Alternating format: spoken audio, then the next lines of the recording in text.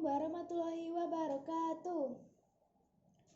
Marilah kita terlebih dahulu memanjatkan puji dan syukur kehadirat Allah Subhanahu wa Ta'ala karena kita masih diberi sehat di bulan Ramadan tahun ini. Di kesempatan yang berbahagia ini, sekolah tercinta kita SMK Barunwati Surabaya mengadakan acara kabar kajian bareng. Sebelum kita lanjut ke topik pembahasan, izinkan saya memperkenalkan diri. Perkenalkan, nama saya Revalia Seva dari kelas 10 jurusan Akuntansi Keuangan dan Lembaga. Di sini saya tak sendirian karena didampingi oleh guru agama kita Bapak Ustadz Burhanuddin. Assalamualaikum Bapak. Waalaikumsalam warahmatullahi wabarakatuh. Gimana Pak kabarnya? Sehat? Alhamdulillah. Puasanya lancar? Alhamdulillah. Alhamdulillah. Baik, jadi tema kita kali ini adalah Nuzulul Quran. Untuk Bapak Burhan, bisa dijelaskan pengertian tentang Nuzulul Quran dan bagaimana hukum memperingati peristiwa tersebut? Ya, pertama untuk pengertian Nuzul Quran itu berasal dari bahasa Arab. Yang pertama Nuzul dan Al-Quran. Nuzul artinya turun, kemudian Al-Quran kitab suci Al-Quran. Jadi Nuzul Quran adalah proses turunnya Al-Quran. Jadi peringatan Nuzul Quran itu tiap tahun dilakukan dan dijadikan momen penting. Kenapa? Karena setiap peringatan itu pasti ada kejadian yang besar sehingga perlu diperingati. Ya. Masalah hukum Al-Quran, masalah hukum memperingati itu boleh, ya, boleh karena Nuzul Quran adalah proses turunnya Al-Quran dan itu mengingatkan kita bagaimana Allah itu membimbing umat Muhammad, ya, yaitu yang agama yang dibawa Nabi Muhammad Shallallahu Alaihi Wasallam diberikan kepada kita karena Quran itu sendiri berfungsi sebagai hudal linnas, sebagai petunjuk bagi umat manusia. Oleh karenanya alangkah baiknya memang tiap tahun kita peringati Nuzul Quran. Tepatnya kapan Nuzulul Quran itu diperingati? Ya, Nuzul Quran itu seperti yang ada di kalender atau di media-media televisi, surat kabar dan lain-lain itu 17 Ramadan, yaitu awal Al-Quran turun, ya, awal Al-Quran turun.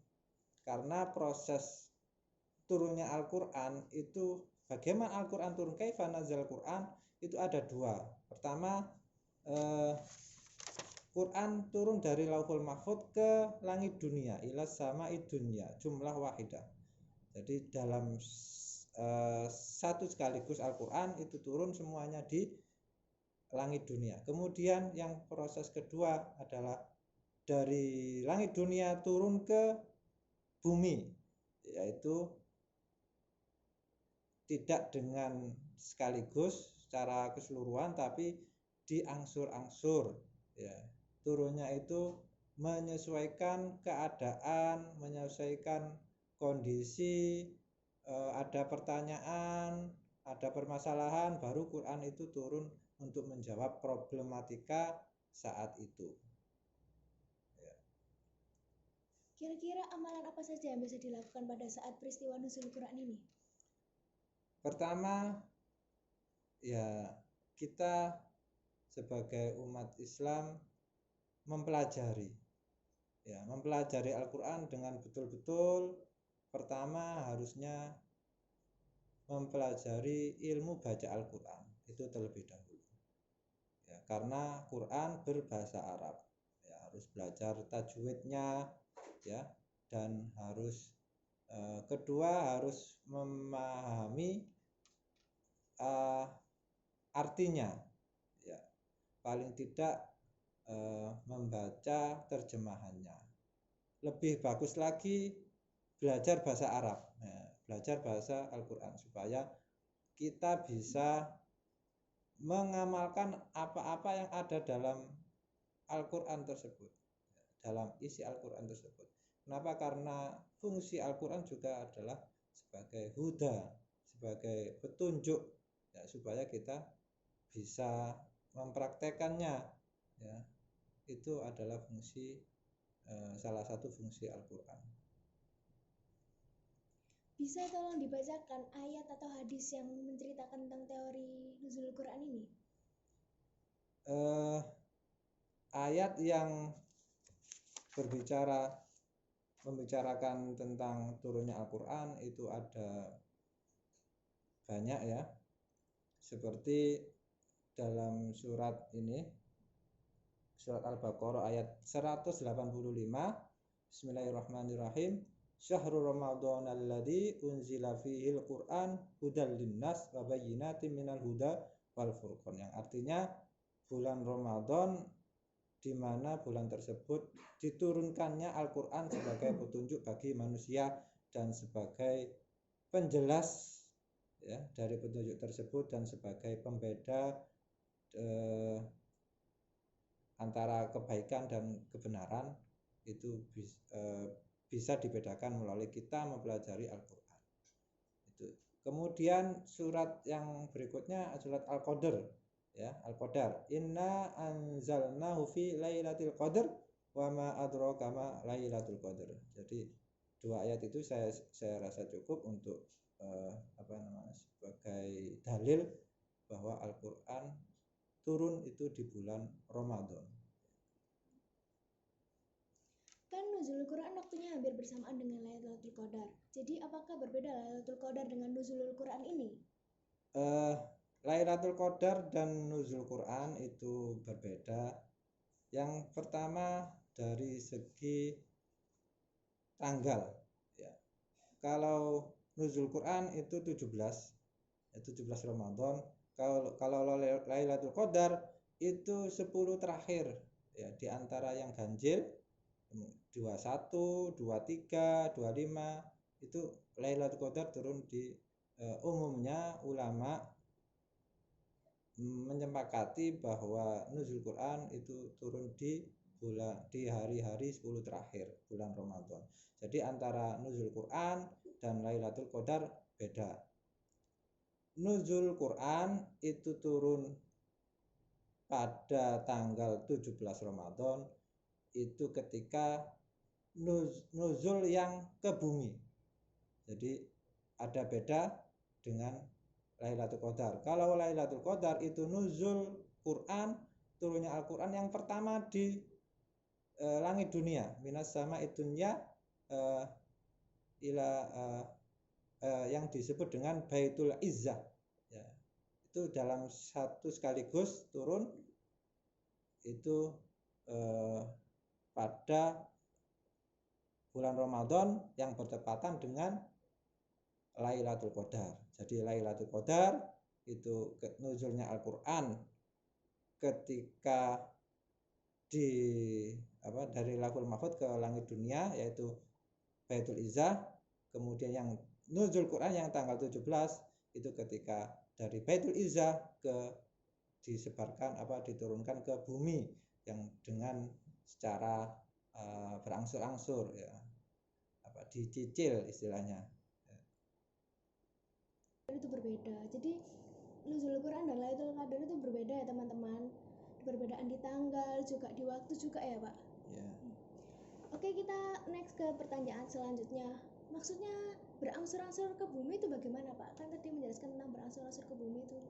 Bisa ya, dijelaskan? Berangsur-angsur maksudnya dicicil, misalnya surat Al-Baqarah dulu, terus 2 hari berikutnya atau 1 minggu turun Al-Maidah atau surat-surat yang lain. Jadi tidak sekaligus 30 juz turun dalam satu malam atau dalam satu hari.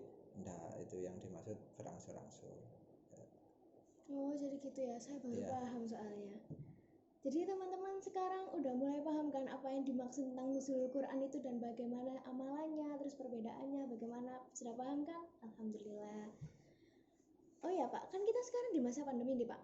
Semuanya Ya, serba terbatas. Biasanya kan banyak acara gitu kayak pengajian akbar gitu buat merayakan ini. Dan gimana cara kita memperingati nuzulul Quran itu di masa pandemi ini?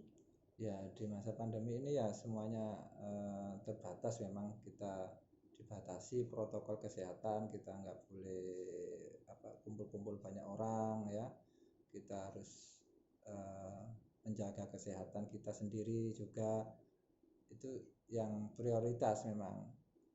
Karena darul mafasid muqaddamun ala jalbil masoleh ya, menolak keburukan itu lebih didahulukan daripada mendatangkan kemaslahatan ya. Daripada kita memperingati itu baik, tapi kalau ada mandorotnya seperti misalnya ada corona kayak COVID-19 ini ya, itu menjadi nggak baik. Itu artinya harus dihilangkan supaya jangan ada corona yang menimpa kita. Akhirnya apa? Akhirnya disetting lah acara tersebut, mungkin diganti live streaming, atau sekarang kan banyak sekali ya youtuber pemula bikin konten yang baik-baik, yang Bisa lewat bagus-bagus seminar ya, juga ya Pak ya, seminar online gitu. seminar online ya, webinar ya, seperti itu. Jadi kegiatan kita tidak dibatasi dengan adanya corona ini ya, tidak berhenti, semuanya bisa tetap berlangsung. Yang jamaah ya bisa jamaah di rumah, yang itikaf ya diganti dengan sunnah-sunnah yang lain, kan masih banyak ya. Yang biasanya tadarus di masjid ya bisa diganti di rumah, tadarus di rumah kan lebih aman.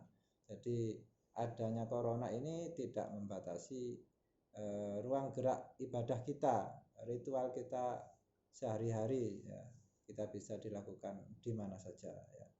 Dan Belajar ini kita gitu. juga di masa pandemi ini lebih dekat sama keluarga gitu, beribadah sama keluarga di rumah, lebih mendekatkan diri gitu. Iya. Kan biasanya kayak di luar gitu, jarang di rumah atau gimana gitu Iya. Pak. Oke Pak, pertanyaan penutup nih. Hikmah apa saja yang kita peroleh dari memperingati nuzulul Quran? Ya, hikmahnya kita semakin mencintai Al-Quran, itu yang pertama. Yang kedua, kita belajar dari bagaimana proses Al-Quran itu turun ke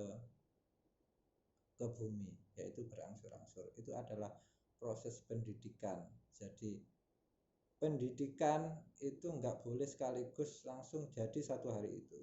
Pendidikan itu adalah merubah, tujuan pendidikan adalah merubah ya, yang manusia menjadi lebih manusia, memanusiakan manusia, itu tujuan pendidikan. Jadi prosesnya tidak butuh satu hari, tapi bertahun-tahun ya, itu proses pendidikan. Demikian juga itu yang kita pelajari dari nuzul Quran, bahwa pendidikan itu nggak boleh langsung ya satu saat itu juga harus berubah, enggak, tapi ada butuh proses. Di Al-Quran tentang hukum juga nggak langsung haram ya, ada melalui proses, nggak boleh dulu, baru nanti ada tahap-tahapan yang terakhir itu baru diharamkan. Jadi proses turunnya Al-Quran itu juga bisa kita jadikan sebagai pembelajaran, pendidikan bagi keluarga kita, bagi kita sendiri. Misalnya kalau kita belajar, nggak boleh sistem SKS ya, sistem kebut semalam. Besoknya ulangan, ujian, malamnya ngelembur, bikin kerpean. Ya nggak boleh. Jadi jauh-jauh hari itu sudah disiapkan, dicicil. Itu proses yang bisa kita tiru dari nuzul Quran. Banyak ya Pak ya, ternyata hikmahnya dan bermanfaat banget buat kita semua. Ya. Wah nggak terasa nih Pak, kita udah ngobrol banyak banget dan ilmu yang Bapak sampaikan itu sangat bermanfaat bagi saya maupun bagi para penonton nanti. Alhamdulillah ya Pak ya. Ya, mudah-mudahan. Amin. Amin. Terima kasih juga telah menyempatkan diri loh Pak. Ya. Baik teman-teman, usai di sini acara kita. Bagi kalian ingin bertanya, silakan kunjungi kolom komentar ya. Insya Allah pasti kita balas di pembahasan berikutnya. Terima kasih juga untuk kalian telah menyaksikan acara ini hingga akhir. Semoga ilmu itu yang disampaikan Pak Burhan bermanfaat. Amin. Tetap semangat menjalani puasa dan perbanyak ibadah walau tengah pandemi. Semoga Allah memberikan karunia-Nya. Amin ya rabbal alamin. Saya Revalia Seva pamit undur diri. Wassalamualaikum warahmatullahi wabarakatuh.